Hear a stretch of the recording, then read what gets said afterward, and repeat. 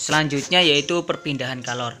Perpindahan kalor ada 3 cara, yaitu konduksi, konveksi, dan radiasi.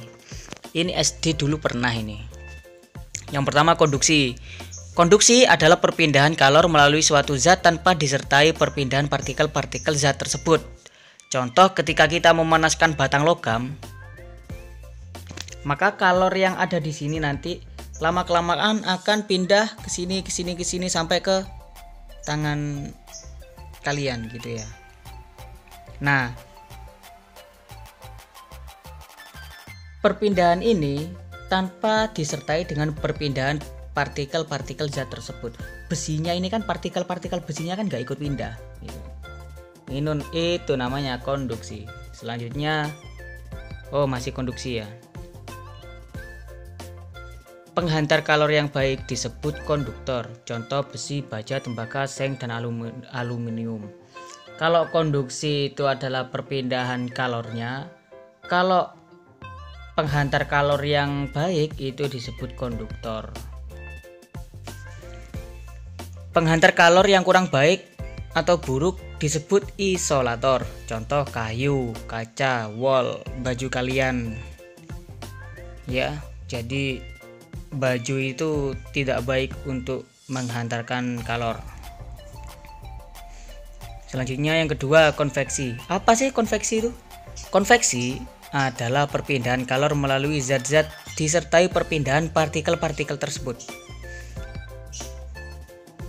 Konveksi ini terjadi karena perpindahan massa jenis. Konveksi terjadi juga dalam zat cair dan zat gas. Nah, kalau tadi kan dicontohkan batang besi itu konduksi. Kalau konveksi itu seperti ini, guys. Ya, jadi ketika ada air dipanaskan, yang dipanaskan sebelah sini, maka partikel-partikelnya itu berpindah gini. Kenapa? Karena massa jenisnya itu sudah berbeda gitu. Contohnya kalau dipanaskan apinya tepat berada di tengah kayak gini. Kalau kalian gak percaya silahkan coba sendiri.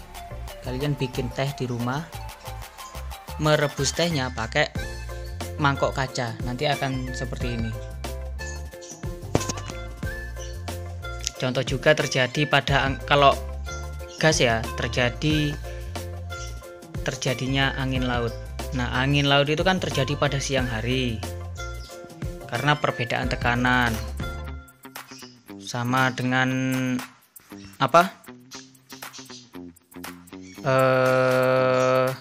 itu loh, sirkulasi udara di pantai pada siang hari. Kalau malam hari kan beda sudah, dari tekanan tinggi menuju ke tekanan yang lebih rendah. Nah, adanya konveksi ini pada zaman dulu juga menguntungkan manusia. Jadi kalau dulu nelayan itu yang di pesisir, dia itu berangkat melaut pada malam hari karena menggunakan kapal layar, anginnya menuju ke laut. Tapi kalau siang hari mereka pulang. Kenapa? Karena anginnya itu menuju ke darat gitu. Oke, paham ya? Kemudian sistem pendingin mobil, radiator, pembuatan corobong asap. Nah, ini disertai dengan perpindahan partikel-partikel. Lemari es. Kemudian yang ketiga yaitu radiasi. Nah, radiasi ini adalah perpindahan kalor tanpa zat perantara atau medium. Contohnya sinar matahari menuju bumi. Nah, dia itu tanpa zat perantara, melalui kegelapan, bukan kegelapan malam ya, melalui kegelapan seperti HP kalian sampai menuju bumi. Terus permukaan hitam dan kusam merupakan penyerap dan pemancar radiasi yang baik. Permukaan putih dan mengkilat merupakan penyerap dan pemancar radiasi yang buruk. Kenapa kok gitu? Ya, paling gampangnya gini. Kalian memakai baju hitam dan berjemur di bawah terik matahari, maka akan terasa sangat panas.